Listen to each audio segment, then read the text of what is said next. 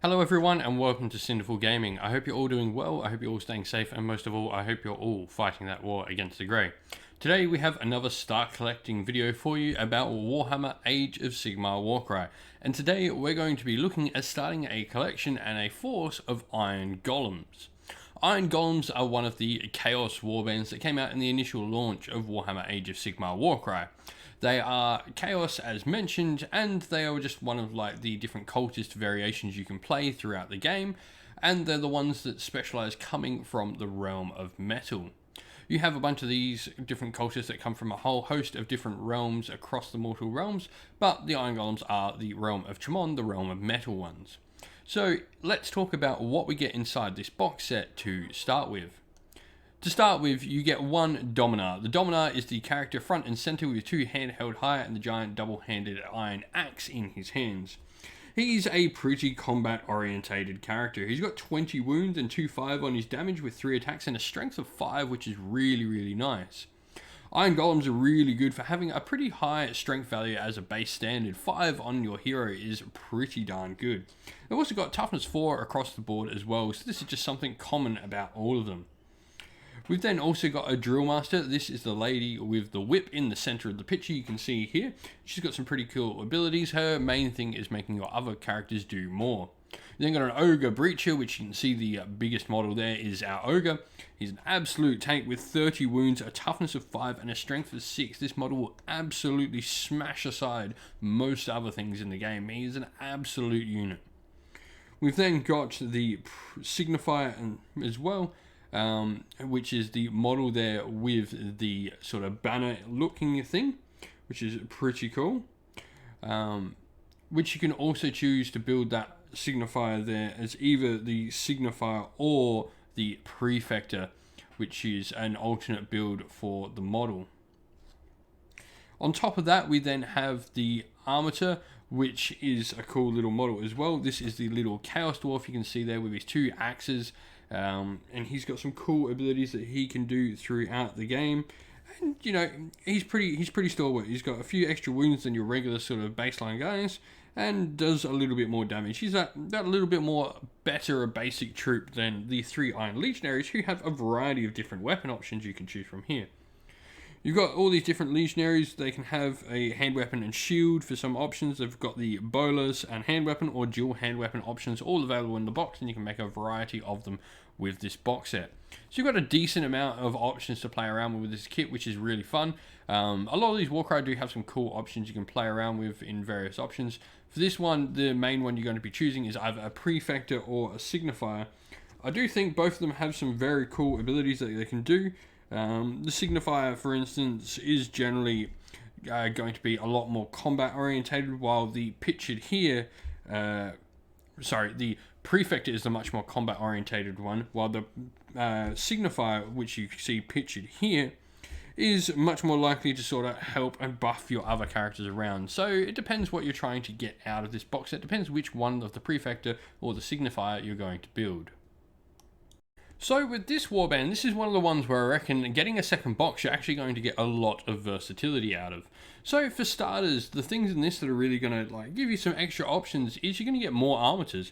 As mentioned, the Armators are just a little bit better versions of your Iron Legionaries. The issue with them is that they do have a lower movement. They do cost a little bit more than your Iron Legionaries, but they do have an extra 2 wounds, generally an extra attack on their profiles, and they also hit a little bit better with a 1/4 damage rating rather than the 1/3 or 1/2s that you find on the Iron Legionaries scroll. They also have toughness 4 compared to some of the Iron Legionaries that have shields that get a little bit of extra toughness, but I think they've got a purpose, and having a couple of these available is a cool little thing you can do. Then got the Ogre Breacher. This is definitely something maybe worth having a couple of. Okay, 2 of these guys together are going to take up almost half a starting warband's points, but they absolutely wreck. You could easily have a couple of these, and with the extra Iron Legionaries you're going to get in the box, you can get a couple of extra bodies in there. Maybe sacrificing some other stuff in the army to get a little bit better out of these Ogre Breaches by getting some more bodies from the Iron Legionaries. You're then obviously going to get the options for the Signifier Prefector model again, and you're going to be able to choose to build the other option or double down on what you're already doing. This is why I recommend getting a second box if you're going to go with Iron Golems. They are one of the box sets that gives you a lot of value going in for a second time. So let's talk about our abilities before we go looking at, I guess, a starter force here. So to start with, you've got the double, which is available to all Iron Golems models, and this is throw bowlers. This is effectively allowing you to get a little throwing attack out of any Iron Golems model you got, as they've all got these little throwing bowlers attached to them. The next one you've got is you've got a double for spine crushing blow. This can be used only by the prefector, who has a nice big meaty hammer there. And what this does is you add the value of its ability to strength characteristic of the next attack action made by that fighter with a range characteristic of 3 or less. So this can really pump it up because the prefector already has a 2/5 for his damage, so this can really just put that large amount of power.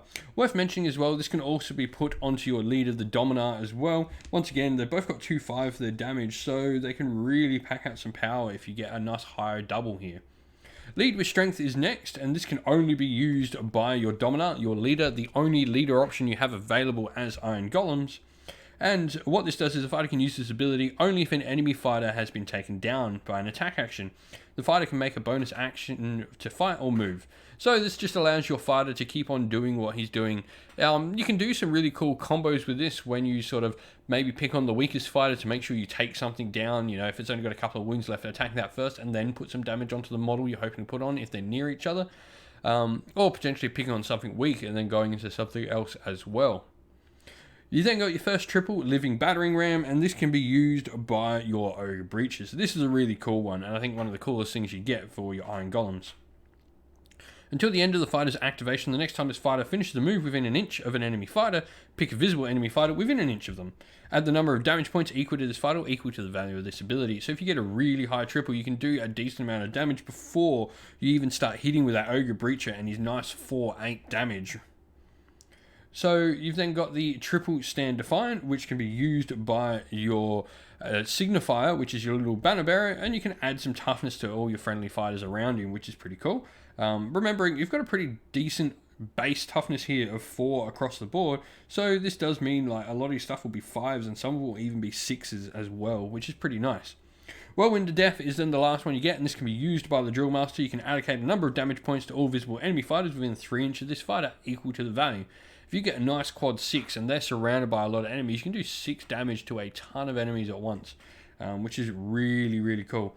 And it's a pretty decent radius in Warcry. 3-inch around model in Warcry is really, really big. So what's cool about this is your base sort of box set does enable you to play 1,000 points pretty much straight out of the box with some options. However, what I've chosen to go here is I've chosen to show some options what we can do by getting a couple of boxes together. So for starters, I think the big thing with doing a double box is trying to go double Ogre Breacher, just trying to pack in 2 powerhouses into this Iron Golems force. So we're going to go with a Dominar because we have to include one. This is going to mean he's our leader, and that's what we need him for. Plus he's not a decent, not too bad a character, I guess. And then we've also got a Signifier as well. I really like the idea of giving some extra toughness to these already amazingly tough models. 2 Ogre Breaches in there. This is going to make them toughness 6 if they've got the Signifier near them. And not to mention that Dominar is going to go up to a 5. An Armator is nice as well.